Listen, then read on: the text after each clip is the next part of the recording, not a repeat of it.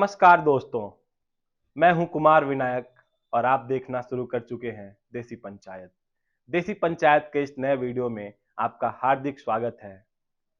राष्ट्रीय स्वयंसेवक संघ आरएसएस या संघ परिवार सड़क चौक चौराहों से लेकर और मीडिया की खबरों तक राष्ट्रीय स्वयंसेवक संघ हर जगह उपस्थिति अपनी दर्ज कराता रहता है। देश में कोई प्राकृतिक आपदा आ जाए, कहीं बाढ़ पड़ जाए, कहीं सूखा आ जाए या फिर कहीं कोई हिंसक गतिविधि हो या सांप्रदायिक दंगे हो, मीडिया राष्ट्रीय स्वयंसेवक संघ को हर जगह जोड़ देता है या फिर हम ये कहें कि संघ की उपस्थिति हर जगह दर्ज हो जाती है। तो राष्ट्रीय स्वयंसेवक संघ एक स्वयंसेवी संगठन है, एक राजनीतिक इकाई है, एक धार्मिक संगठन है अथवा एक दंगाई समूह है। यह लोगों के अलग अलग विचार हो सकते हैं, परंतु राष्ट्रीय स्वयंसेवक संघ आखिर में है क्या, यह आया कहां से, इसकी उपज कहां से हुई और वर्तमान में संघ का एजेंडा क्या है, यह हम जानेंगे इस वीडियो में। 22 जून 1897 का साल, ब्रिटिश महारानी विक्टोरिया का जन्मदिन और उसके अवसर पर पूरे उपनिवेश में मिठाइयां बांटी जा रही थीं और उत्सव मनाए जा रहे थे। नागपुर का एक विद्यालय जहां पर सभी छात्रों को मिठाइयां वितरित की जा रही थीं। एक छात्र को छोड़कर बाकी सभी उन मिठाइयों का आनंद ले रहे थे, परंतु नन्हे केशव ने उस मिठाई को कूड़ेदान के डिब्बे में फेंकते हुए यह आह्वान किया कि मैं ब्रिटिश साम्राज्य को कूड़ेदान में फेंक रहा हूं। यही केशव कैसे आगे अनुशीलन समिति का सदस्य बनता है और फिर भारतीय राष्ट्रीय कांग्रेस में शामिल होता है और उसके पश्चात 1925 में एक ऐसे संगठन का निर्माण करता है जो वर्तमान में भारत ही नहीं अपितु विश्व का सबसे बड़ा स्वयंसेवी संगठन है, जिसकी 80,000 से ज्यादा शाखाएं हैं, जिनमें की 60,000 शाखाएं प्रतिदिन भारत के किसी ना किसी कोने में संचालित होती हैं और इसके अलावा विश्व के अनेक राष्ट्रों में इसकी शाखाएं अलग अलग नामों से अलग अलग अवसरों पर लगती हैं। तो भारतीय समाज के, हिंदू समाज के एक संगठन के रूप में निर्मित इस राष्ट्रीय स्वयंसेवक संघ के इतिहास, उसके निर्माण की क्या परियोजना थी, वह कैसे अवतरित होता है और वर्तमान में राष्ट्रीय स्वयंसेवक संघ क्या कर रहा है और भविष्य की उसकी क्या योजनाएं हैं, इन सब पर हम इस वीडियो में आगे वार्ता करेंगे। 1 अप्रैल 1889 को नागपुर के एक ब्राह्मण परिवार में डॉक्टर केशव बलिराम हेडगेवार का जन्म होता है। 13 वर्ष की अल्प अवस्था में ही इनके माता पिता का देहांत प्लेग की महामारी में हो जाता है, जिसके पश्चात इनके चाचा के द्वारा इनका पालन पोषण किया जाता है। केशव बचपन से ही बहुत ही तीव्र बुद्धि के थे और उन्होंने 1910 में अपनी मैट्रिक की पढ़ाई पूरी की और उसके पश्चात इन्हें डॉक्टर मुंजे, जो कि इनके अभिभावक की तरह थे, कलकत्ता भेज देते हैं। कलकत्ता में केशव वैसे तो डॉक्टरी की पढ़ाई करने गए थे, परंतु इनकी अपनी ही कुछ अलग योजना थी। क्या योजना थी?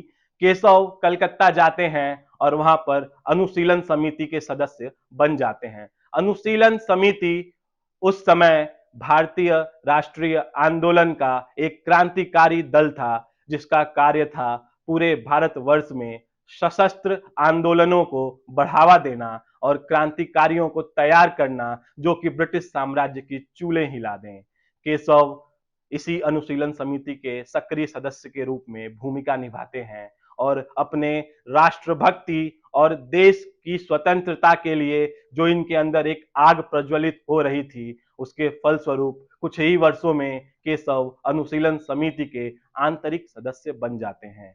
1917 में अपनी मेडिकल की पढ़ाई पूरी करने के पश्चात केशव नागपुर वापस आते हैं और भारत को आजाद कराने के अपने स्वप्न को प्रतिदिन और कैसे सक्रिय रूप से साकार किया जा सके, इसकी चिंतन और मनन में लग जाते हैं। 1920 का साल आता है और केशव बलिराम हेडगेवार भारतीय राष्ट्रीय कांग्रेस में शामिल हो जाते हैं। गांधी के आंदोलनों में सक्रिय भूमिका निभाते हैं, परंतु 1921 के मोपला नरसंहार, जी हां, मोपला नरसंहार, जिसमें कि हिंदुओं को बड़ी मात्रा में मार दिया गया केवल उनके धार्मिक पहचान के आधार पर, और कांग्रेस ने इस नरसंहार को स्वतंत्रता आंदोलन का एक भाग बताया तथा गांधी जी ने यह बयान दिया कि अगर मुसलमान हिंदुओं की जान लेकर भी उन्हें अपने साथ जोड़ना चाहें तो हिंदुओं को हंसते हंसते अपना जान दे देना चाहिए। ऐसे बयानों ने केशव को बहुत ही प्रताड़ित किया और उनका मानसिक प्रताड़ना ने धीरे धीरे केशव को कांग्रेस से अलग कर दिया।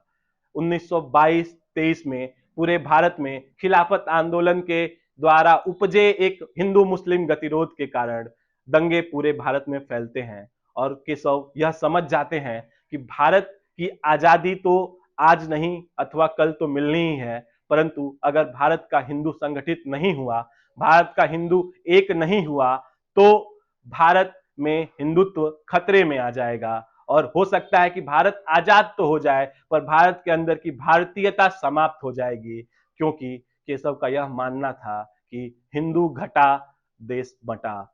और इसी मानसिकता को साकार करते हुए 1925 के विजयादशमी के पावन अवसर पर डॉक्टर केशव बलिराम हेडगेवार के द्वारा राष्ट्रीय स्वयंसेवक संघ की स्थापना की जाती है। राष्ट्रीय स्वयंसेवक संघ नाम से ही विदित होता है कि एक ऐसा संगठन जिसका निर्माण की भारत को एक आजाद स्वतंत्र राष्ट्र के रूप में विकसित करने तथा इसकी आत्मा अर्थात हिंदुत्व को फिर से इकट्ठा करने, संगठित करने और एक ऐसी इकाई के रूप में स्थापित करना था जिससे कि भारत विश्व गुरु के रूप में फिर से स्थापित हो सके। केशव 1925 में संघ का निर्माण करते हैं और उसके पश्चात केशव इस संगठन को बड़ा करने में लग जाते हैं। 1930 का साल आता है और गांधी जी के द्वारा एक बार फिर से सविनय अवज्ञा आंदोलन को प्रारंभ किया जाता है। केशव के द्वारा संघ के सभी प्रचारकों को एवं अधिकारियों को यह सूचना दी जाती है कि राष्ट्रीय स्वयंसेवक संघ प्रत्यक्ष रूप से इस आंदोलन में भाग नहीं लेगा, परंतु सभी स्वयंसेवक अपनी इच्छा अनुसार व्यक्तिगत रूप से इस आंदोलन का भाग बन सकते हैं। इस क्रम में सर्वप्रथम डॉक्टर केशव बलिराम हेडगेवार ने स्वयं अपना सरसंघचालक का पद छोड़ते हुए और इस आंदोलन में भाग लिया। जंगल भरो आंदोलन में शामिल होने के कारण केशव के ऊपर कार्रवाई भी होती है और उनको 9 महीने का कारावास भी दिया जाता है। इस 9 महीने के कार्यकाल में राष्ट्रीय स्वयंसेवक संघ के कार्यकारी सरसंघचालक डॉक्टर परांजपे को बनाया जाता है। संघ के ऊपर हमेशा ऐसे आरोप लगाए जाते हैं कि संघ ने भारतीय राष्ट्रीय आंदोलन का विरोध किया, अंग्रेजों की चाटुकारिता की तथा गांधी के आंदोलनों का तीव्र एवं प्रखर विरोध किया।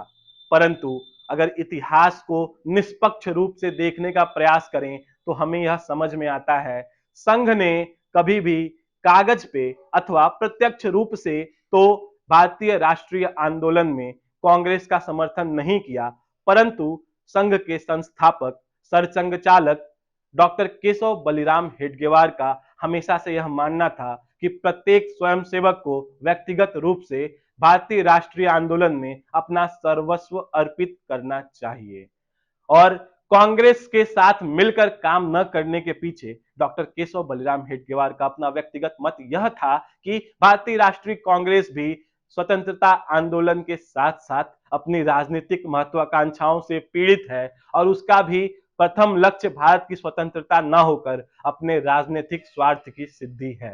राष्ट्रीय स्वयंसेवक संघ पर एक दूसरा आरोप हमेशा से यह भी लगता है कि यह एक महिला विरोधी एवं पुरुषवादी संस्था है, क्योंकि राष्ट्रीय स्वयंसेवक संघ में महिलाओं की एंट्री आज भी बैन है, परंतु यह इसे सिर्फ ऐतिहासिक मूर्खता ही कहा जा सकता है, क्योंकि सन 1936 में डॉक्टर केशव बलिराम हेडगेवार के मार्गदर्शन में राष्ट्रीय स्वयंसेवक संघ की एक महिला शाखा जिसका की नाम राष्ट्रीय सेविका समिति है, उसको स्थापित किया गया। राष्ट्रीय सेविका समिति का उद्देश्य यह था कि भारत की महिलाओं को, हिंदू महिलाओं को एकत्रित किया जाए, संगठित किया जाए तथा उनके अंदर अपने हिंदुत्व एवं भारतीयता की भावनाओं को इस हद तक प्रेरित किया जाए कि वो एक सशक्त राष्ट्र में अपना योगदान दे सकें। 1940 में 21 जून डॉक्टर केशव बलिराम हेडगेवार का देहांत होता है। उसके पश्चात संघ के नए संघ चालक के पद पर डॉक्टर माधवराव सदाशिवराव गोलवलकर गुरुजी को संघ का नया सरसंघ चालक बनाया जाता है। गुरुजी काशी हिंदू विश्वविद्यालय में विज्ञान के छात्र थे। तत्पश्चात काशी हिंदू विश्वविद्यालय में अध्यापक के तौर पर भी उन्होंने अपनी सेवाएं दी। मालवीय जी गुरुजी से अत्यंत ही प्रभावित थे तथा उन्होंने डॉक्टर केशव बलिराम हेडगेवार को गुरुजी से मिलवाया। गुरुजी से मुलाकात में डॉक्टर केशव बलिराम हेडगेवार को यह समझ में आ गया कि यह व्यक्ति ही संघ को आगे नेतृत्व प्रदान कर सकता है। उसके बाद वर्ष आता है भारत पाकिस्तान के युद्ध का। उसके पश्चात चीन और भारत की लड़ाई भी होती है। इन दोनों अवसरों पर राष्ट्रीय स्वयंसेवक संघ ने भारत के हिंदुओं के अर्थात संपूर्ण भारतीय राष्ट्र के हित के लिए अपना योगदान दिया। साल आता है 1962 का और भारत चीन के युद्ध के रिजल्ट के रूप में हम देखते हैं कि चाइना भारत के एक बहुत बड़े हिस्से पे कब्जा कर लेता है। यह समय ऐसा था कि सभी देशवासी दुखी थे, पीड़ित थे और संघ ने ऐसे वक्त पर पूरे देश में जन जागरण का कार्य किया। इसके साथ ही साथ संघ के दिए गए योगदान के कारण नेहरू जी ने संघ के स्वयंसेवकों को स्वयं 26 जनवरी के परेड पर राजपथ पर बुलाया और संघ के गणवेशधारी स्वयंसेवकों के इस परेड को देखकर संपूर्ण भारत अपितु संपूर्ण विश्व ने देखा कि संघ एक अनुशासित संगठन है जो अवसर आने पर राष्ट्र के लिए खड़ा भी हो सकता है और देश के सभी भारतीयों को एकजुट भी कर सकता है। 1975 का समय आता है और इमरजेंसी के इस काल में भारत में एक अकथित रूप से तानाशाही लगा दी जाती है।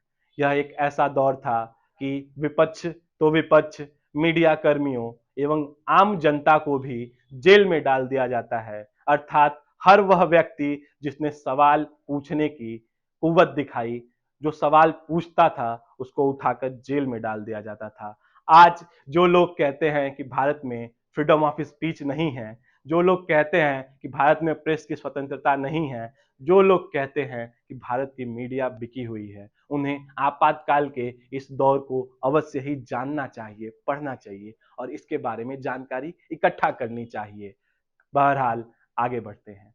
आपातकाल के समय में संघ के हजारों हजार स्वयंसेवकों को एवं कार्यकर्ताओं को नजरबंद किया जाता है, जेलों में भरा जाता है। परंतु कहते हैं हर अंधकार के बाद एक सवेरा आता है और आपातकाल के पश्चात जब देश में जनता सरकार का पार्टी जो है वो सत्ता में आती है, उसके बाद देश में लोकतंत्र फिर से बहाल होता है। राष्ट्रीय स्वयंसेवक संघ ने आपातकाल के दौर में भी भारत के लोगों के एवं भारतीयता के रक्षा के लिए अपना पूरा योगदान दिया।